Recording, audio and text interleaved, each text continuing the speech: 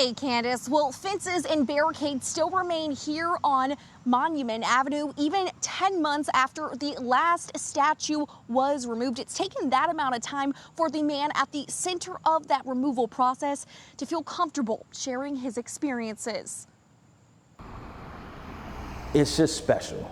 It's just a very, very special moment. The removal of Richmond's Confederate statues is described as special for many people, but for Devon Henry, I know I did something that was right, something that needed to be done. that moment in history takes on even more significance. And I just remember coming over the bridge on Arthur Ashe Boulevard, and I'm looking at the statue like, you're coming down today, buddy. That's because Henry and his company were contracted to make it happen.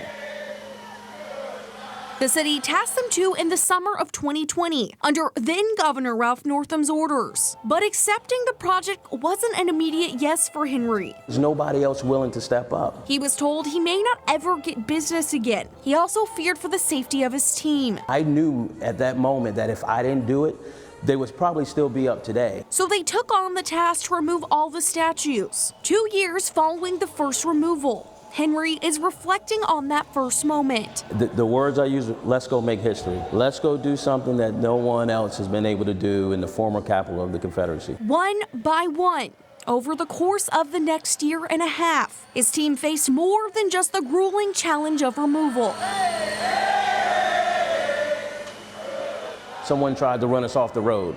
We're talking about 60,000 pounds of stone on a truck that somebody tries to run you off the road, waving a Confederate flag. But he found that the hope people had for a new history outweighed the hate. For all of those folks that do that, right, there's 100 behind them on the other side that says, thank you. Henry is now finding a way to commemorate that history, creating NFT digital one-of-a-kind art to represent the moment, sharing pictures and pieces of the monument and the process. He plans to travel the country to educate folks with, all to raise funds to put back into social causes. If we can find a way to turn the narrative of the negative energy to positivity and do something that's going to impact the community. As for what remains where the statues once stood, construction, fences, and barricades surround the plots of land. We asked the mayor what's next now that the city has control of the project. Our next steps obviously is to make sure the grass and everything around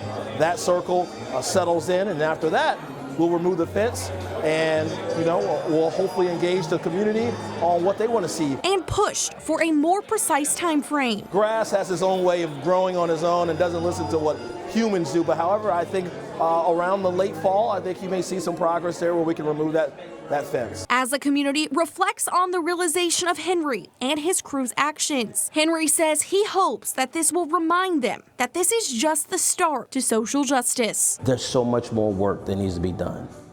But if I take a moment to just reflect, it feels really good because I know that my kids can say, yeah, their granddad did something very special. Now, Mayor Stoney says the city would like the public's input on what will go here, but when asked, when that may happen and in what form they might collect that information, he didn't have an answer.